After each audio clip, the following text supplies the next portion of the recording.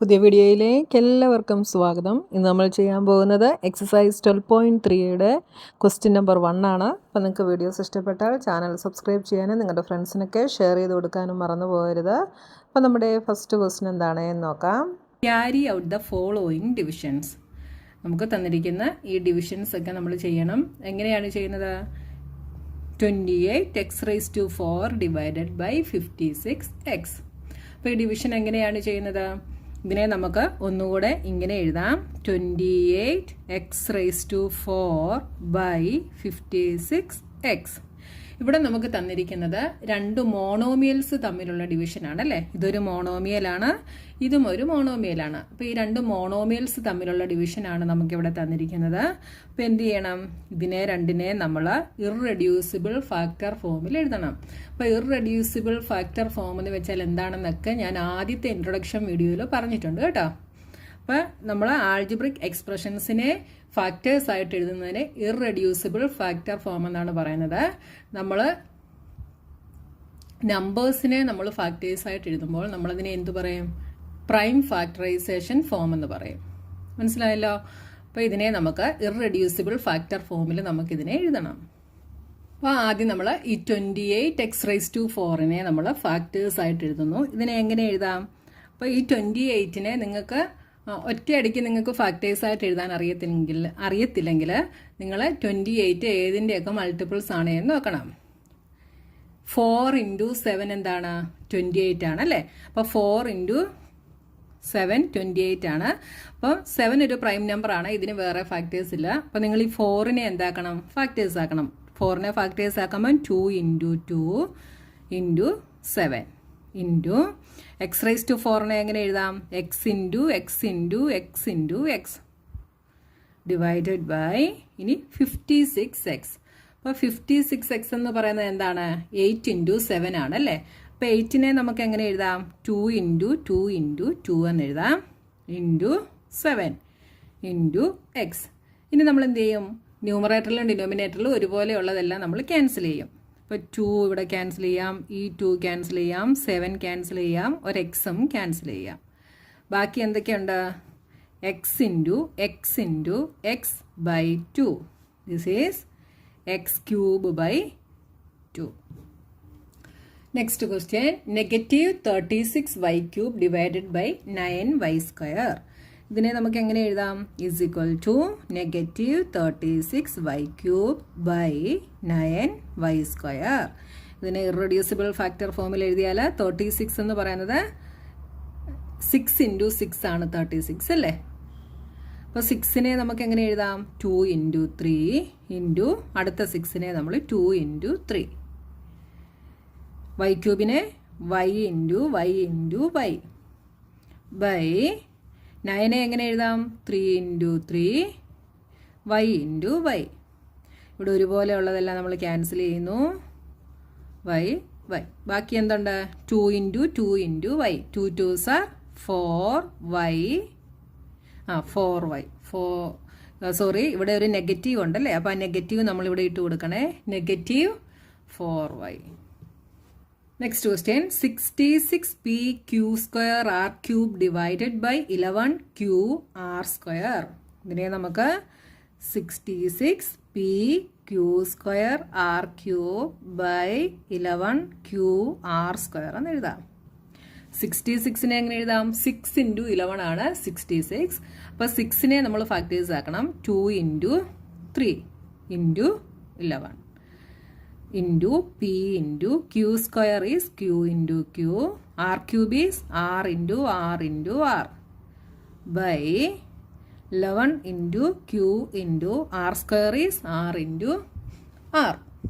ഇനി ഒരുപോലെയുള്ളതെല്ലാം കട്ട് ചെയ്യുന്നു. 11 കട്ട് ചെയ്യാം, സോറി p അല്ലേ, ഒരു q കട്ട് ചെയ്യാം, r കട്ട് ചെയ്യാം, അടുത്ത rഉം കട്ട് ചെയ്യാം. ബാക്കി എന്തുണ്ട്? 2 × 3 6. ഇവിടെ ഒരു p ഉണ്ട് കേട്ടോ. PQR 6pqr നമുക്ക് ആൻസർ കിട്ടി. Next question, 34x³ y³ divided by 51xy² z³. ഇതിനെ നമുക്ക് എങ്ങനെ എഴുതാം? 34x³ y³ z cube divided by 51 xy square z cube is equal to 34 എന്ന് പറയുന്നത് എന്താണ്? 34നെ നമുക്ക് 2 into 17 എഴുതാം അല്ലേ? 2 into 17. 17 is a prime number.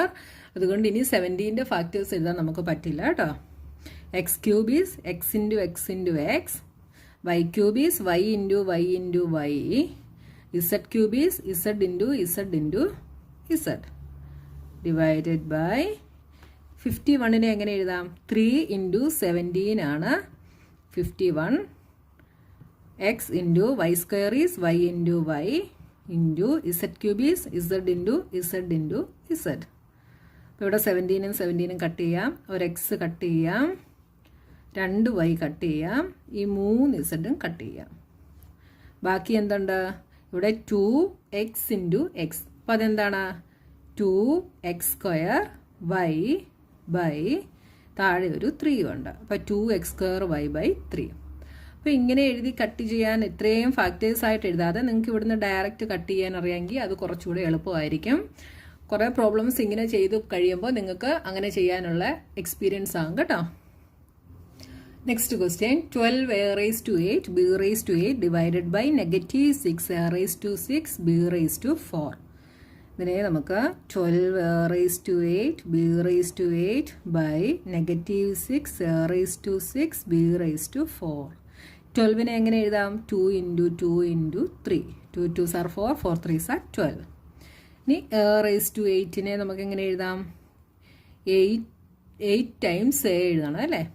a into a into a into a into a into a into a into a.